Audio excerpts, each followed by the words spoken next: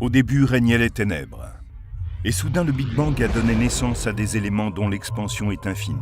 Le temps, l'espace et la matière. Chaque jour, de nouvelles découvertes éclairent les mystères mortels et stupéfiants de cet endroit que nous appelons l'univers.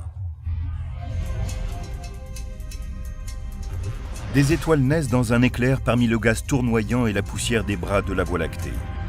Elles ne sont pas isolées, mais rassemblées en amas par la force de gravitation. La gravitation est comme le sculpteur de l'univers.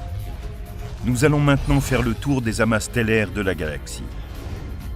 Ce sont les cartes au trésor de l'espace. Ils détiennent des indices essentiels sur les mystères des 400 milliards de soleils de la Voie lactée. Les amas stellaires nous ont réellement permis de comprendre les parcours des étoiles, comment elles vivent et meurent. Elles mènent une existence violente et chaotique. Et notre recherche d'amas cosmiques pourrait finalement nous faire découvrir un univers plongé dans l'obscurité pour l'éternité.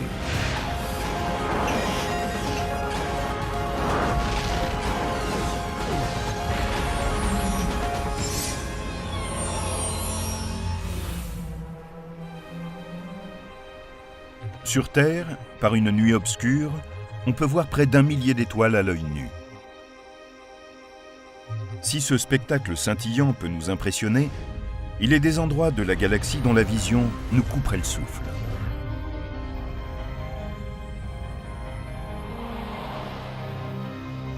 Imaginez le Soleil à la limite d'un amas géant composé de millions d'autres soleils qui occupent le ciel d'un horizon à l'autre. La densité stellaire est vraiment forte. La distance entre les étoiles peut être de quelques centièmes d'années-lumière seulement. Les amas galactiques sont splendides à regarder. Mais ils détiennent également les clés de la création des étoiles et savent comment elles se détruisent dans des explosions de supernovas qui produisent les éléments premiers de la vie.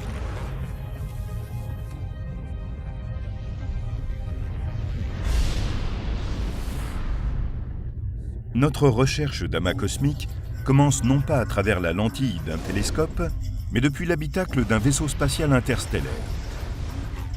Nous avons pour mission de traverser la galaxie et de découvrir pourquoi ces amas sont aussi précieux, pourquoi ils constituent des indices qui peuvent nous permettre de résoudre les mystères des étoiles. Notre première étape, les Pléiades, est le plus célèbre de tous les amas d'étoiles. Il est situé à 440 années-lumière de la Terre. Connu depuis l'Antiquité, il comprend 1 millier d'étoiles. On peut en voir quelques-unes depuis la Terre. Les Pléiades sont appelées les 7 sœurs. C'est un groupe d'étoiles brillantes que l'on aperçoit l'hiver dans le ciel. Mais en vérité, seules 6 étoiles sont facilement décelables. Tout le monde peut en voir 6, et ceux qui ont une vue vraiment excellente peuvent aller jusqu'à 9 ou 10. Mais j'ai rarement rencontré quelqu'un qui ait vu avec précision cette étoile. Dans l'Antiquité, une des étoiles était peut-être considérablement plus brillante qu'aujourd'hui, mais depuis, elle a faibli, et on ne peut plus voir que 6 étoiles. En fait, il y a des centaines d'étoiles dans les Pléiades, peut-être plus d'1 millier. Nous tournons autour des Pléiades à la recherche d'indices qui pourraient nous révéler les secrets de l'univers. Car les amas détiennent des clés pour comprendre comment sont nées les étoiles, comment elles vivent et meurent, les secrets de leur création. Comme dans tous les amas, nous voyons que les étoiles des Pléiades sont tellement proches les unes des autres qu'elles sont pratiquement toutes à la même distance de la Terre. Bien sûr, les étoiles d'un amas ne sont pas exactement à la même distance de nous, mais elles sont tellement éloignées que les différences de distance sont vraiment très légères et sans conséquence. C'est comme si on regardait un stade plein de spectateurs depuis un petit dirigeable situé en hauteur. Depuis cet engin, les spectateurs sont tous à peu près à la même distance. La majeure partie de ce que nous savons des étoiles, leur taille, leur poids, leur âge, vient de ce que leur luminosité nous inspire. Mais on ne peut pas juger de la véritable luminosité d'une étoile sans savoir à quelle distance elle se trouve. C'est là où l'amas entre en jeu. Le fait que toutes les étoiles d'un amas soient à la même distance de la Terre est important. Cela nous procure un échantillon d'étoiles qui nous permet d'en voir la luminosité réelle. Si nous n'avions pas la certitude qu'elles sont toutes au même endroit, nous ne saurions pas si nous regardons une étoile très brillante mais éloignée ou une étoile plus faible mais plus proche de nous. C'est impossible à dire, mais dans un amas, on peut le déterminer. Ce sont les mêmes règles qui s'appliquent aux étoiles dans le ciel et aux voitures sur la route. Nous avons ici 2 voitures de même marque et de même modèle. Ainsi, nous savons que les phares de chaque voiture diffusent exactement la même lumière. De là où je suis ici, les phares d'une voiture ressemblent à ceux de l'autre, c'est évident. Mais maintenant, ces voitures vont imiter les étoiles dans l'univers. Elles sont semblables, mais à des distances différentes. Ok, Amy, recule.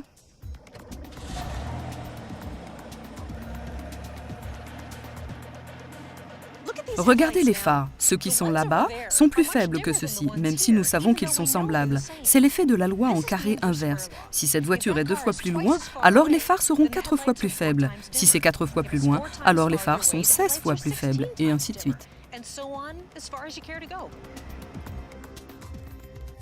Mais parfois, une lumière peut paraître plus faible et l'être en effet.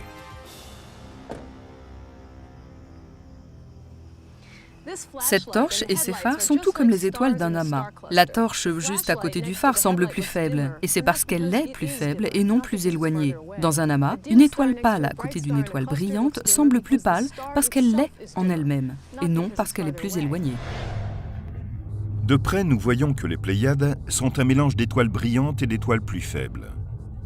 Et cette grande variété d'étoiles dans un amas, toutes à la même place, permet aussi de résoudre l'énigme de l'évolution stellaire. Les amas stellaires nous ont réellement permis de comprendre le parcours des étoiles, comment elles vivent et meurent. Formons une hypothèse. Si un extraterrestre voulait apprendre la façon dont les humains vivent et meurent, et qu'il n'ait que 30 secondes pour nous observer, il filerait vers la Terre et prendrait des images de millions d'humains. Et même s'il ne pouvait pas observer la vie et la mort d'un seul humain avec ces images de groupe, il pourrait en déduire notre histoire. Il aurait regardé des bébés et aussi des gens âgés. Un amas stellaire est simplement comme un instantané dans le temps, mais il y a des étoiles qui sont à des moments différents de leur vie. C'est l'outil dont avaient besoin les astronomes pour rassembler les éléments de la vie stellaire. Nous savons que les plus grandes et les plus brillantes des étoiles sont les plus dangereuses. Aussi resterons-nous à distance. Voici des étoiles dont la devise pourrait être « vivre vite et mourir jeune ». Ce sont elles qui entrent en expansion et deviennent géantes avant de se transformer en supernova. Le danger guette même dans les amas aux noms séduisants comme la boîte à bijoux. Mais la prochaine étape de notre voyage est un lieu du ciel familier aux habitants de l'hémisphère nord. Nous sommes à 80 années-lumière de la Terre, à proximité de l'amas le plus proche de notre planète, la constellation de la Grande Ourse. En tournant autour d'elle dans notre vaisseau intersidéral, nous pouvons voir 5 des étoiles centrales qui forment la Grande Ourse. C'est ce qu'on appelle la Grande Casserole. Les humains ont remarqué qu'elles se déplaçaient ensemble dans le ciel. Dans la plupart des constellations, les étoiles sont complètement indépendantes les unes des autres. Elles ne sont pas liées sur le plan gravitationnel. En fait, les étoiles de la Grande Ourse se sont formées en même temps. Elles font donc partie du même ensemble. Avec le temps, le mouvement transformera la figure familière que composent ces étoiles. Nous observons la Grande Ourse pour approfondir une autre question sur les amas. Pourquoi certains sont-ils plus dispersés que d'autres? De forme irrégulière et en apparence disséminée, ils sont appelés amas ouverts. Un amas stellaire ouvert est un ensemble d'étoiles relativement lâches. Elles se forment dans les bras d'une galaxie en spirale, s'en éloignent progressivement, puis se dispersent. Les spécialistes pensent que toutes les étoiles naissent dans des amas. Mais avec le temps, celles des amas ouverts sont éloignées par l'attraction gravitationnelle d'autres étoiles qui passent par là. Cela signifie que la plupart des amas sont jeunes, car en vieillissant, les étoiles quittent les amas. Un amas d'étoiles est un peu comme ce tas de confettis dans ma main. La gravitation peu à peu éloigne les étoiles et disperse l'amas. Si je souffle sur ces confettis, je vais disperser ce petit tas. Allons-y. Maintenant, si ceci était un amas stellaire et non un tas de confettis, c'est la gravitation qui éloignerait peu à peu les étoiles, disperserait l'amas avec le temps, jusqu'à ce qu'il n'en reste quasiment plus rien. Ces jeunes amas sont très importants pour nous. En trouvant de nombreuses étoiles en un seul lieu, nous pouvons faire une sorte de sondage et comprendre le caractère commun ou rare des différentes sortes d'étoiles dans la galaxie. Dans la plupart des amas, on voit vite qu'il n'y a que quelques très grandes étoiles brillantes, un nombre plus important d'étoiles ordinaires, comme notre Soleil, et d'innombrables petites étoiles faibles, à peine visibles dans cette cohue. Mais à quel point sont-elles ramassées? Les étoiles des amas sont éloignées de plusieurs milliards d'années-lumière. Mais quand on intègre ces données dans l'ordinateur de notre vaisseau intersidéral, on découvre qu'elles sont plus proches que ce que nous connaissons. La densité des étoiles voisines du Soleil est d'un peu plus d'une étoile pour 50 années-lumière cubes. Dans un amas ouvert typique, il y aurait 500 étoiles dans le même espace. Nous ne sommes allés qu'une fois dans un amas ouvert. En revanche, nous avons parcouru tellement de fois la galaxie que nos étoiles sœurs peuvent être de l'autre côté de la Voie lactée. À quoi ressemblait l'existence du Soleil quand il faisait partie d'un amas? Pour le découvrir, nous décidons de nous rendre là où des étoiles se forment, dans un amas, en ce moment même.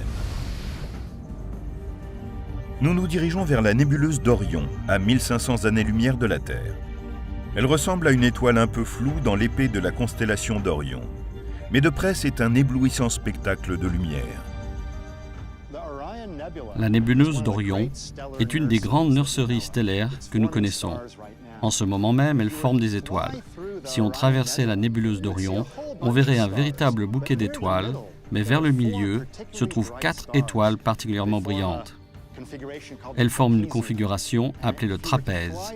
Et si on passait en vol près de ces étoiles, on verrait ces 4 étoiles brillantes toutes récentes et une foule de petites étoiles autour. Ce serait un voyage extraordinaire.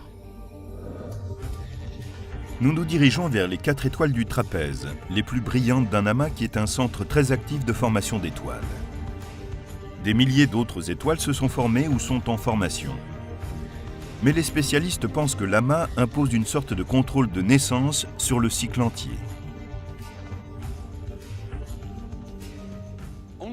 10% seulement de la masse d'un nuage formateur d'étoiles se transforme en effet en étoile. Pourquoi donc, dans ce nuage, si peu de matière devient-elle une étoile?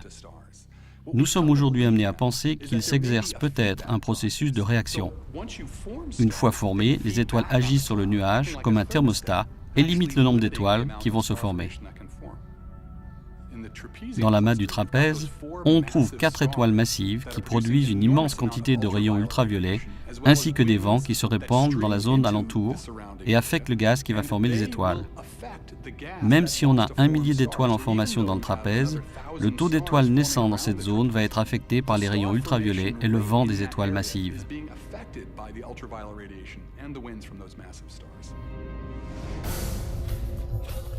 Si les nébuleuses sont les nurseries stellaires du cosmos, les amas sont les lycées où les étoiles vivent ensemble jusqu'à ce que la vie et la galaxie les séparent. Mais il est clair que tous les amas ne sont pas identiques. Nous allons maintenant en rencontrer certains. Ils font partie des endroits les plus extrêmes de toute la galaxie. Les étoiles y sont tellement massives qu'elles sont sur le point d'exploser et de plonger dans l'oubli.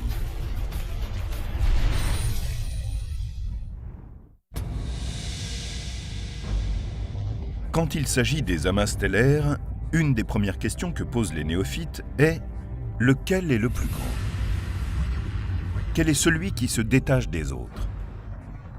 C'est comme lorsqu'on regarde une grande ville. On veut savoir quels sont ses plus hauts gratte-ciel, ses monuments les plus caractéristiques. Pour découvrir le plus extraordinaire des amas stellaires, il nous faut parcourir 10 000 années-lumière. Westerlund 1 est un super amas dont la masse est 100 000 fois celle de notre Soleil.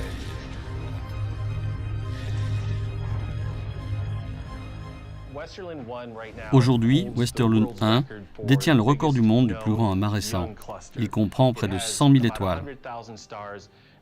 Et ce qui est vraiment étrange, c'est que pendant longtemps, nous n'avons pas eu conscience de sa dimension.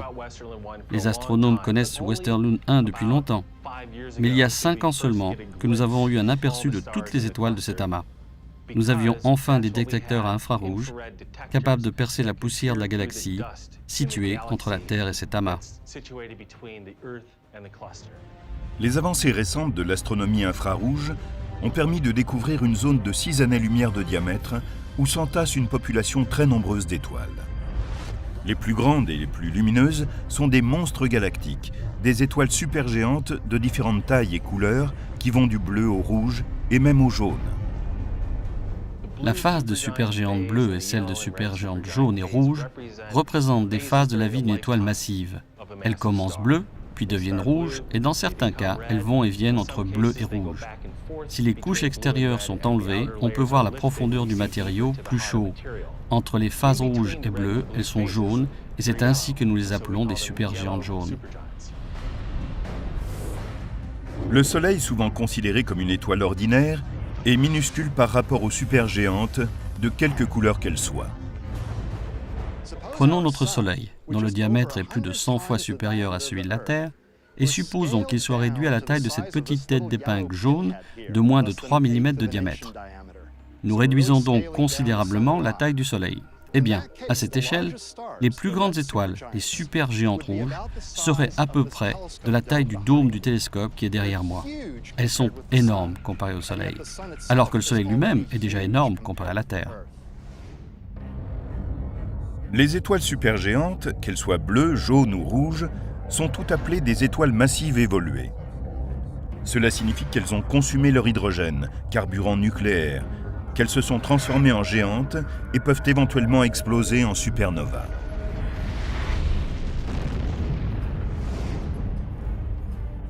Les supernovas sont tellement lumineuses qu'on peut les voir de très loin. Mais David Y. de Wing, en Pennsylvanie, nous pose une question. Une supernova peut-elle infléchir le temps et l'espace suffisamment pour que nous remarquions un changement ? Bien sûr, David, nous espérons qu'une supernova créera une perturbation assez importante pour que nous puissions la remarquer, une inflexion de l'espace et du temps assez notable. Mais ce ne sera pas facile. On ne sera pas bousculé, mais on espère que la génération actuelle de détecteurs d'ondes gravitationnelles, ainsi que la suivante, pourra observer de légères ondulations dans le tissu de l'espace et du temps. C'est une nouvelle fenêtre inexplorée de l'astrophysique, l'astronomie des ondes gravitationnelles.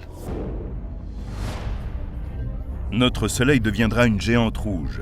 Il se développera assez pour engloutir l'orbite de la Terre, mais n'atteindra pas la taille de l'orbite de Jupiter comme les supergéantes et n'explosera pas non plus en une supernova. Les supergéantes d'un amas nous indiquent l'âge de cet amas. Ces étoiles incroyablement massives sont importantes parce qu'elles ont des durées de vie très courtes. Elles ne vivent que 5 ou 6 millions d'années. Donc, lorsqu'on voit une étoile massive évoluer, c'est qu'elle est proche de la fin de sa vie. On sait qu'elle ne peut avoir plus de 5 ou 6 millions d'années, car sinon, elle aurait déjà explosé.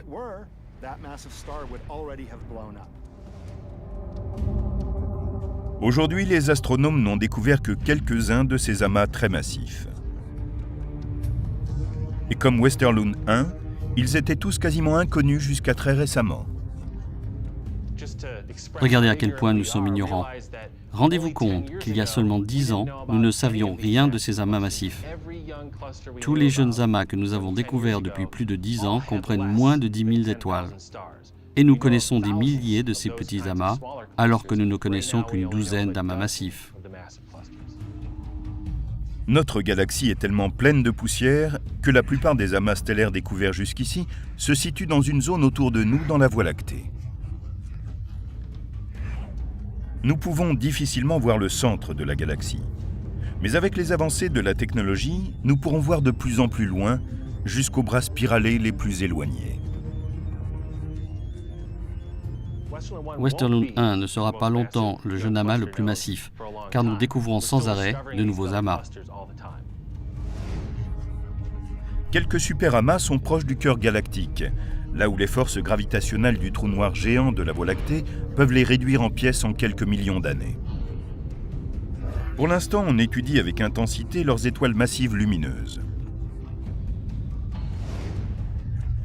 Notre prochaine étape est l'amas du quintuplète, un amas massif de 4 millions d'années, appelée ainsi à cause des 5 supergéantes rouges qui dominent en son centre. C'est aussi le domicile de l'étoile du Pistolet, l'une des plus brillantes de toute la galaxie. L'amas comprend 5 supergéantes massives, dont les secrets sont dissimulés par des nuages de poussière rouge. En 2006, des scientifiques perplexes ont tenté de les apercevoir de plus près à l'aide du télescope Keck situé à Hawaï. Ce qu'ils ont découvert est surprenant. 2 des étoiles sont entourées par d'étranges spirales, ce qui signifie que les supergéantes ne sont pas seules. Dans l'amas stellaire du quintuplet, on trouve plusieurs étoiles massives qui font partie de systèmes binaires. Elles sont en train d'éliminer doucement leur enveloppe extérieure. Celle-ci entre en collision et crée une forme de spirale. Il est très inhabituel de trouver plusieurs de ces objets au même endroit. Ces étoiles sont très rares. Si vous regardez ailleurs dans notre galaxie, vous en trouverez une de temps en temps, ici ou là, mais peu d'entre elles sont concentrées en un seul endroit. Ce n'est qu'une question de temps avant que celle-ci et certaines des centaines d'autres étoiles supermassives éclairent l'amas lorsqu'elles exploseront en supernova. Elles feront alors exploser certaines de leurs planètes et anéantiront les civilisations de mondes voisins par leur rayonnement mortel. Des dangers similaires guettent à l'intérieur d'un autre amas proche du centre galactique. Celui-ci est l'amas des Arches, situé à 25 000 années-lumière de la Terre et à 100 années-lumière seulement du centre de la Voie lactée. L'amas des Arches a été le premier jeune amas massif découvert dans la galaxie. C'est le jeune amas le plus dense de toute la galaxie. L'environnement de notre Soleil est quasiment vide comparé à l'amas des Arches. Le Soleil n'a qu'un seul voisin dans les 50 années-lumière cubes qui l'entourent, le système d'Alpha du Centaure. Si nous étions dans l'amas des Arches où les étoiles sont étroitement serrées, cet espace contiendrait plus d'1 million d'étoiles qui éclaireraient jour et nuit le ciel de n'importe quelle planète. Si nous vivions sur une planète autour d'une étoile de l'amas des Arches ou d'un amas de même densité, nous verrions des milliers d'étoiles dans le ciel nocturne. Une seule d'entre elles serait plus brillante que la pleine lune. Le ciel nocturne serait très lumineux. Le niveau de lumière serait comparable à celui qui règne dans un bureau au cours de la journée. L'amas des Arches est un repère d'importance capitale pour notre galaxie.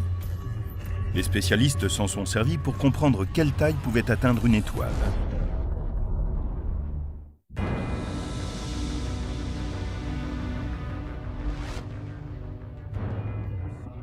Notre recherche d'amas cosmique nous a conduit à celui des Arches, un des plus importants de notre galaxie. C'est ici que les spécialistes ont découvert à quel point une étoile pouvait être massive. La question semble simple, mais jusqu'à il y a quelques années, nous ne savions pas quelle masse pouvait atteindre une étoile. Les Arches possédaient tout ce qu'il fallait aux savants pour résoudre la question. Premièrement, il était certain que dans un amas aussi grand, il y avait sûrement de nombreuses étoiles massives à étudier. Deuxièmement, vieux de 2,5 millions d'années, l'amas était assez récent pour que ces étoiles massives n'aient pas encore explosé. La plus grande étoile d'un amas serait donc probablement un bon guide pour nous dire pourquoi il y a des étoiles massives dans l'univers. Ce que nous avons vu dans les Arches est une collection de nombreuses étoiles de faible masse, de centaines d'étoiles de taille moyenne et d'une douzaine d'énormes étoiles, dont la masse est 130 fois celle du Soleil. Au-delà, nous n'avons rien vu. C'était comme tomber d'une falaise. Si des étoiles ayant une masse environ 130 fois plus importante que la masse solaire peuvent naître et vivre, elles auraient été là, dans les Arches. Il semble donc que la nature ait fixé une limite à la masse maximum d'une étoile. Elle est sans doute de 130 à 150 fois la masse du Soleil. Quand on s'éloigne du très récent amas des Arches, on se dirige vers une partie très différente de la galaxie. Aux confins paisibles de la Voie lactée résident ses habitants âgés que sont les amas globulaires. Un amas globulaire, j'adore entendre ce mot. Une goutte, voilà exactement ce que c'est. Il y a souvent jusqu'à 1 million d'étoiles dans un grand amas compact. Ces éléments sont mystérieux parce qu'ils semblent très anciens. Il y a là certaines des plus vieilles étoiles de la galaxie. En fait, certaines sont tellement anciennes qu'elles sont quasiment aussi vieilles que l'univers lui-même. Les amas globulaires offrent une vision stupéfiante, mais c'est leur âge qui les rend aussi passionnants. Puisqu'ils sont presque aussi vieux que l'univers même, ils posent la question de l'âge de la galaxie. La Voie lactée est-elle aussi ancienne que l'univers même? Nous disposons d'une preuve qui nous indique que l'univers est âgé d'environ 13,7 milliards d'années, étant donné que les plus vieux amas globulaires ont à peu près 13 milliards d'années. Cela signifie qu'ils se sont formés au cours du premier milliard d'années après le Big Bang. Cela marque la naissance de notre galaxie. Et nous pensons que d'autres galaxies se sont également formées au cours du premier milliard d'années qui a suivi la naissance de l'univers. Les spécialistes ne savent pas comment se forment les amas globulaires. C'est l'un des mystères persistants de l'astronomie. Comme on en trouve aussi dans d'autres galaxies, ils ont peut-être un rapport avec la formation même de la galaxie. Nous voyons que les étoiles isolées des amas globulaires sont très anciennes. Dans certains cas, elles datent de 13 milliards d'années. D'autre part, nous savons que les amas globulaires sont aussi anciens et qu'ils se sont créés au moment de la formation de la galaxie. On ne sait toujours pas si le système s'est formé en premier, la galaxie se resserrant à partir du nuage moléculaire restant, ou s'ils se sont resserrés, effondrés et formés en même temps. Pour trouver des amas globulaires, nous allons à l'extérieur du disque chaotique de la galaxie, là où résident la plupart des étoiles, vers un endroit appelé le halo galactique. Le halo de notre Voie lactée est une configuration d'étoiles vastes et de forme presque sphérique. Il enveloppe le disque de notre galaxie spiralée. C'est là que vivent les amas globulaires.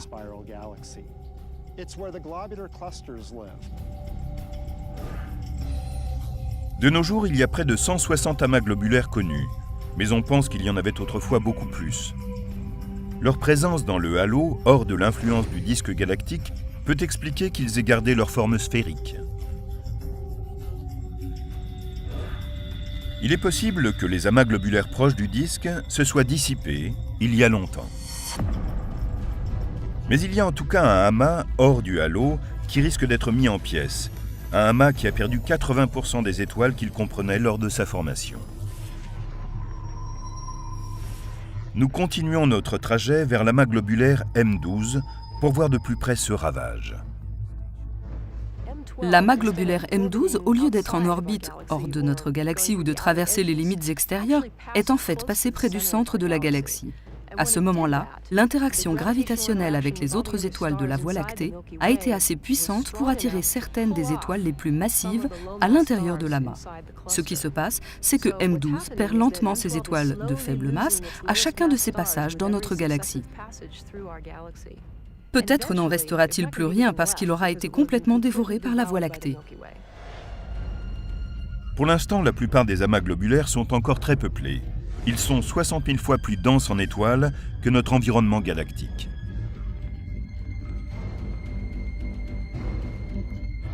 Comme ces amas sont anciens, les étoiles massives qu'ils comprenaient auparavant sont épuisées depuis longtemps. Le ciel d'un amas globulaire serait encombré, mais sa lumière resterait subtile.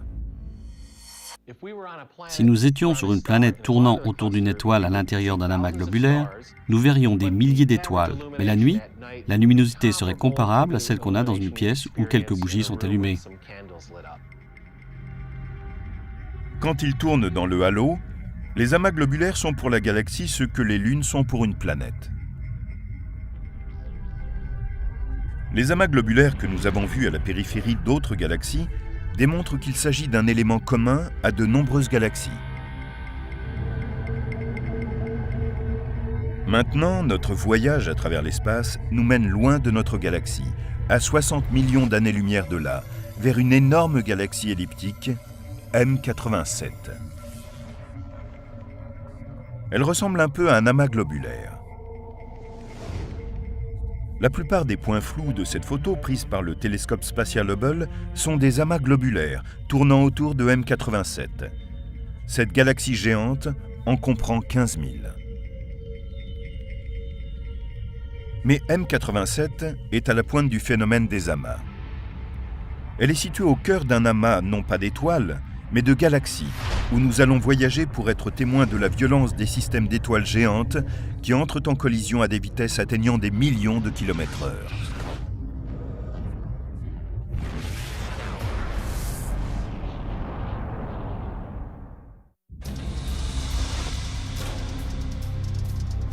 Nous jetons quelques regards rapides pour voir la façon dont l'attraction gravitationnelle maintient ensemble les étoiles. La gravitation est comme le sculpteur de l'univers. Elle agit sur de vastes zones, si bien qu'elle peut rassembler les galaxies, tout comme les amas stellaires, mais à une échelle beaucoup plus grande. Il s'agit ici de millions d'années-lumière. C'est fantastique. C'est un processus qui débute là où notre vaisseau spatial se prépare à voler en dehors de la galaxie. La Voie lactée est une galaxie vaste mais plutôt spiralée. Et nous sommes situés dans un petit groupe de galaxies, dans un environnement dont le matériau est tout à fait commun dans l'univers. Seuls 5% environ des galaxies sont situées dans des amas importants. Plus de la moitié d'entre elles se trouvent dans de petits groupes de galaxies. L'amas qui accueille notre galaxie est appelé le groupe local. Un parcours de 3 millions d'années-lumière nous permet de dépasser deux de ses membres importants, la Voie lactée et M31, la galaxie d'Andromède. La galaxie du Triangle est la seconde en ordre de grandeur. Quelques dizaines de galaxies naines circulent entre elles. À l'intérieur d'un amas, les galaxies tendent à fusionner avec le temps, si bien que dans les 4, 5 ou 6 milliards d'années à venir, notre Voie lactée fusionnera avec la galaxie d'Andromède. À l'heure actuelle, si nous regardons l'univers à partir de l'orbite terrestre, notre champ de vision ressemble à cela. Le dessin de notre propre galaxie domine, s'étirant à travers le centre. Mais quand nous fusionnerons avec Andromède, le ciel aura beaucoup changé. C'est un événement très spectaculaire qui semble se produire dans une galaxie elliptique, très différente des deux spirales qui la composent. Andromède va passer plusieurs fois, comme si elle effectuait une danse gravitationnelle avec la Voie lactée. La fusion va détruire leur élégante forme de disque. À la fin, elles vont composer une goutte géante et ronde, la forme typique des galaxies elliptiques dans l'univers.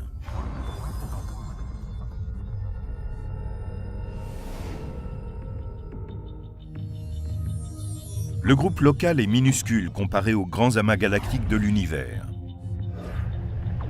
Le grand amas le plus proche est la prochaine étape de notre voyage. Notre groupe local est à près de 60 millions d'années-lumière d'un amas beaucoup plus grand, l'amas de la Vierge. Celui-ci est constitué de milliers de galaxies, et non de quelques dizaines seulement. Notre groupe local, l'amas de la Vierge et quelques autres amas, font partie d'une structure encore plus grande appelée le superamas local. Ces amas sont des lieux de violence, où des galaxies se déplacent à des vitesses incroyables. Il s'agit ici de plusieurs centaines de kilomètres par seconde, ou, en d'autres termes, cela serait quelque chose comme 1,5 million de kilomètres par heure. Nous allons nous rendre maintenant parmi ces amas géants aux vitesses fulgurantes pour résoudre le mystère des galaxies. Pourquoi certaines possèdent-elles des étoiles qui se forment dans les amas et d'autres non? La réponse se trouve dans le gaz galactique. Les galaxies sont parfois riches en gaz et parfois pauvres. Les galaxies riches en gaz tendent à former activement des étoiles, contrairement aux galaxies pauvres en gaz. Il s'avère que l'activité des amas de galaxies est un peu comme celle d'une zone de combat où ces vitesses extrêmes menacent d'étouffement les galaxies riches en gaz. La galaxie est étouffée quand une galaxie qui ne fait pas partie d'un amas s'en rapproche. L'attraction gravitationnelle de cet amas peut alors faire disparaître ou absorber le gaz de la galaxie. Celle-ci, qui manque alors de gaz, est incapable de former de nombreuses étoiles. Elle est étouffée. Et quand une galaxie s'enfonce profondément à l'intérieur d'un amas, elle affronte un problème qu'on appelle l'épluchage par pression dynamique, lorsqu'elle file à toute vitesse à travers le gaz léger qui flotte dans l'amas. En filant à travers ce gaz, la pression peut éplucher le gaz de la galaxie, ce qui la conduit à être dépourvue de gaz et donc à être incapable de former de nombreux amas stellaires. Si nous traversions l'amas à la recherche de gaz intergalactiques, nous n'en verrions pas. Il est tellement léger que sur Terre, on penserait avoir un vide parfait. Mais si nous mettons en marche les détecteurs à rayons X de notre vaisseau spatial, le gaz apparaît comme une immense lumière étrange. Les galaxies que nous voyons à la lumière visible, en les regardant avec un télescope ordinaire, ne sont pas les seuls composants des amas galactiques.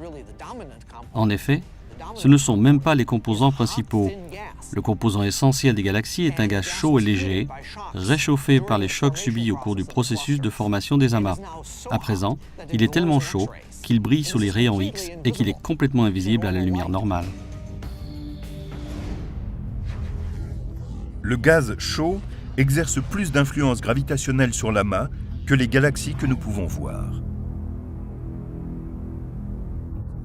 Sa force de gravitation permet d'attirer les galaxies de l'amas vers un centre commun, si bien que quand nous regardons les amas galactiques, nous avons une vision de notre propre avenir. Au centre de l'amas, on trouve souvent une galaxie elliptique géante, résultat d'innombrables fusions provoquées par la gravitation, comme celle qui réunira la Voie lactée et Andromède.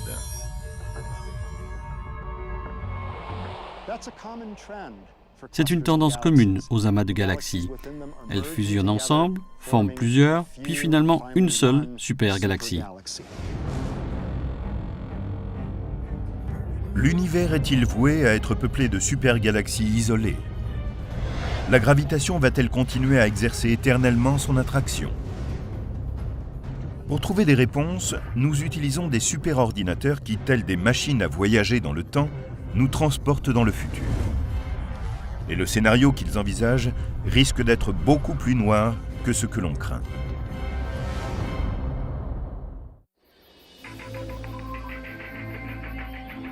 Nos plus grands télescopes et satellites d'observation nous envoient régulièrement des images stupéfiantes d'amas cosmiques.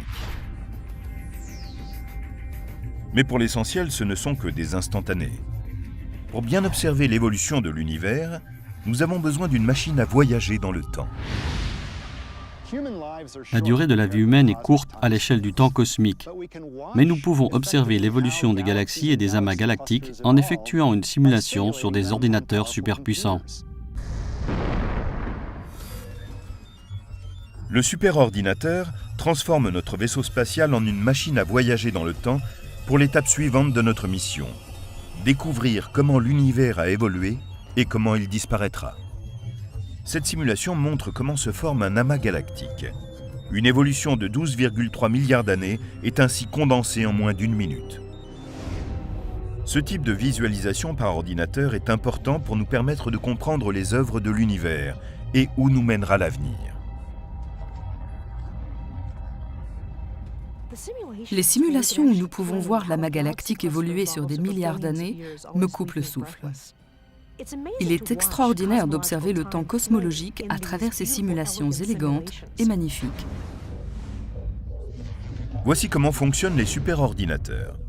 Au départ, il y a ce que les spécialistes appellent le problème à n corps, n étant le nombre de corps. Les corps sont ici les planètes, les étoiles ou les galaxies. Et le problème est d'effectuer un simple calcul pour voir comment les étoiles ou les planètes se déplacent dans l'espace selon les lois de la gravité de Newton. Les simulations de ce type sont des outils remarquablement puissants qui nous permettent d'étudier comment les systèmes complexes, tels que les amas galactiques et les galaxies, évoluent avec le temps. Peter Toobin, spécialiste de la simulation à l'Université du Maryland, entre les formules de la gravitation dans un superordinateur appelé DeepFuK. Il est facile, par exemple, de visualiser l'orbite d'une planète autour d'une étoile. C'est ce qu'on appelle un problème à deux corps. N'importe quel lycéen, bon en maths, est capable de le résoudre. Mais supposons que l'on doive concevoir les mouvements de l'essaim d'étoiles d'un amas stellaire. Gérer un problème à n corps, c'est un peu comme du jonglage. Si on a un problème à 2 corps, ici on a une balle, je peux me débrouiller assez facilement avec une balle. Mais je ne suis pas jongleur. Je ne sais pas si je peux avec 2 balles. Il est clair que je ne peux pas jongler. Cela demande beaucoup d'efforts et une interprétation du cerveau pour jongler correctement avec 2 balles. Maintenant, imaginons que nous ayons 3 ou 4 balles. Moi, je n'y arrive pas. Mais certains en sont capables. Il y a cependant une limite. Personne ne peut jongler avec 20 balles. Étonnamment, les calculs à effectuer pour résoudre ce problème sont assez simples. Et si l'on a besoin d'un superordinateur, c'est qu'il y a énormément de calculs à faire. C'est un travail très laborieux. Allez les gars, numéro 1. C'est ce que démontrent les étudiants de Tübingen lorsqu'ils tentent de faire ces calculs pour 12 étoiles sans ordinateur. 1 est à 6, 4. Numéro 2. 2 est à 3, 4. Numéro 3. 3 est à 2, 4. Pour des calculs comme cela, la position de départ de chaque étoile va être coordonnée aux autres dans un graphique. Numéro 8 est à 4, 4. Chaque étoile possède aussi sa propre vitesse et le reste appartient aux étudiants. En se servant des lois de Newton, ils doivent imaginer la façon dont la force de gravitation d'une étoile agit sur les autres et déterminer la position de chacune d'entre elles à un point du futur. Numéro 1. Ces étudiants devraient travailler en permanence durant 300 ans pour découvrir le résultat que le superordinateur obtient en 1 seconde.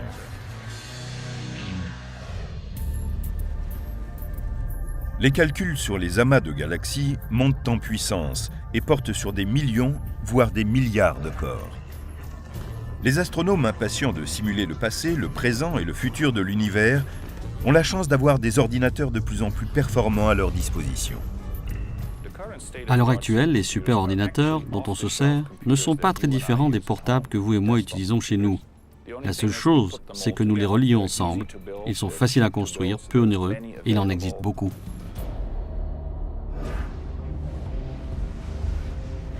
Aujourd'hui, on compte parmi les simulations les plus complexes le projet européen Millennium Run.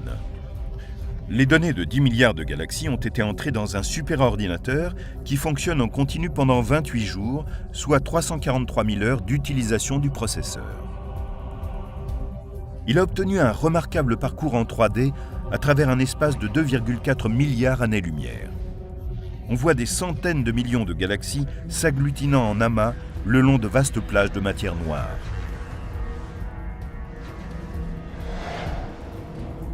À l'aide des superordinateurs, les scientifiques peuvent non seulement étudier le passé, mais prédire l'avenir de l'univers. Je trouve génial que nous puissions prendre les données que nous avons sur les conditions présentes et utiliser ces simulations effectuées par ordinateur pour prévoir l'avenir. Nous pouvons nous en servir pour extrapoler ce qui nous arrivera à la fin. Cette simulation commence avec la mousse quantique, laissée par le Big Bang, et nous emporte à travers 13 milliards d'années lorsqu'elle s'est entièrement condensée dans les amas de galaxies et les superamas le long du réseau de filaments et de vides, comme ceux que nous pouvons détecter aujourd'hui. Le phénomène cosmique de formation d'amas est ici mené à l'extrême par la force de gravitation. Mais celle-ci est contrebalancée par la mystérieuse énergie sombre qui entraîne au loin les amas galactiques de l'univers. Il y a 10 ans, des astronomes ont découvert que l'univers non seulement était en expansion, mais que cette expansion s'accélérait avec le temps. La gravitation va réunir les amas de galaxies uniquement au niveau local. Notre groupe local va se rassembler en une super-galaxie, mais toutes les autres galaxies de l'univers vont s'éloigner de nous à toute vitesse. Dans 100 milliards d'années, ce coin d'espace sera plongé dans l'obscurité.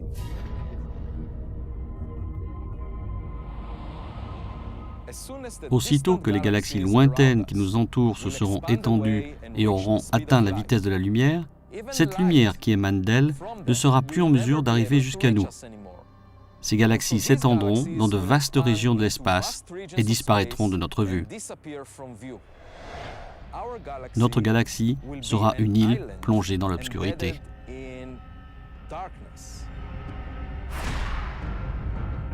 Des nuages de gaz continueront à se former dans les amas stellaires proches. Mais les astronomes du futur ne verront rien dans le ciel au-delà des limites de notre propre galaxie. Si le travail de nos chercheurs n'est pas conservé, rien ne permettra aux cosmologistes du futur de savoir qu'il y a eu un jour un Big Bang et une expansion cosmique. Rien ne pourra leur révéler ce qu'il y a au-delà de l'univers.